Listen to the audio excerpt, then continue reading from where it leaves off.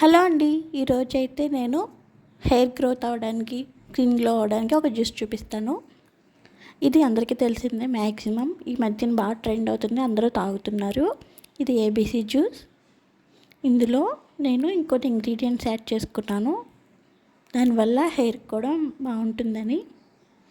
ABC juice అంటే Apple, beetroot, carrot కదా. వీటితో పాటుగానే టొమాటో, ఆమ్లా, కరివేపాకు, అల్లం ఇవి తీసుకుని మొత్తం అన్నీ కలిపి చిన్న చిన్న ముక్కలుగా కట్ చేసుకోండి. బాగా చిన్న ముక్కలు కట్ చేసుకోండి, ఎందుకంటే అవి మనకి మిక్సీలో బ్లెండ్ అవ్వాలి కాబట్టి. ఇప్పుడు అన్నీ ఒకేసారి బ్లెండ్ అవ్వవు కాబట్టి కొన్ని కొన్ని తీసుకుని బ్లెండ్ చేసుకోండి. ఇవి వాటర్ లేకుండా బ్లెండ్ చేయాలి. వాటర్ వేస్తే మనకి మంచి రిజల్ట్ అయితే ఉండదు, ఎందుకంటే తర్వాత మనం వీటిని వాటర్తోనే తాగుతాం. అందుకని ముందు వాటర్ వేయకండి.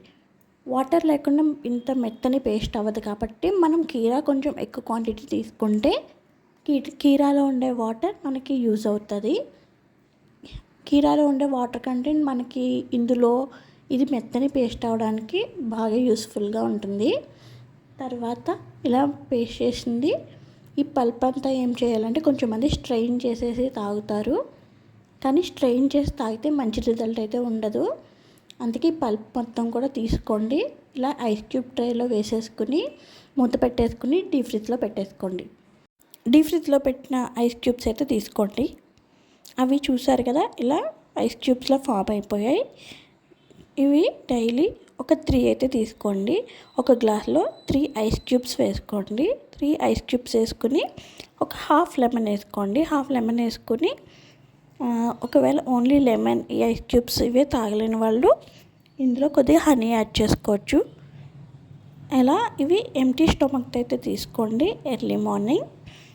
ఇది తీసుకున్న హాఫ్ అన్ అవర్ వరకు ఏమీ తినద్దు. ఇదిగో ఇలా హాఫ్ లెమన్ వేసుకోండి. ఆ లెమన్ వేసుకున్న తర్వాత ఇందులో వాటర్ పోసుకోండి. వాటర్ వేసుకుని ఐస్ క్యూబ్స్ వాటర్లో కరిగే వరకు వెయిట్ చేయండి. వెయిట్ చేసి ఎర్లీ మార్నింగ్ ఎంటీ స్టమక్తో తీసుకోండి. ఇది తాగిన తర్వాత హాఫ్ అన్ అవర్ వరకు ఏమీ తినద్దు. హాఫ్ అన్ అవర్ తర్వాత బ్రేక్ఫాస్ట్ చేయండి. ఇందులో నేనైతే కివీ, పామ్గ్రానైట్ కూడా వేసేదాన్ని, కానీ ఇప్పుడు నాకు అవి అవైలబుల్గా లేవు, అందుకే నేను వేయలేదు. ఎవరైనా కిడ్నీ ప్రాబ్లం ఉన్న వాళ్ళైతే ప్లీజ్ అవాయిడ్ చేయండి. కిడ్నీ ప్రాబ్లం ఉన్న వాళ్ళు ఇది తాగద్దు, మీరు డాక్టర్ని అడిగి తాగండి. ఓకే, ఇది ఇలా ఒక 15 డేస్ కంటిన్యూగా తాగండి, మీకే రిజల్ట్ తెలుస్తుంది. 15 డేస్ తర్వాత మీరు డే బై డే తాగండి, లేకపోతే వీక్లీ ట్వైస్ తాగండి.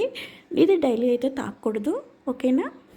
మీరైతే ట్రై చేసి మీ రిజల్ట్ని నాకు కామెంట్లో తెలియజేయండి.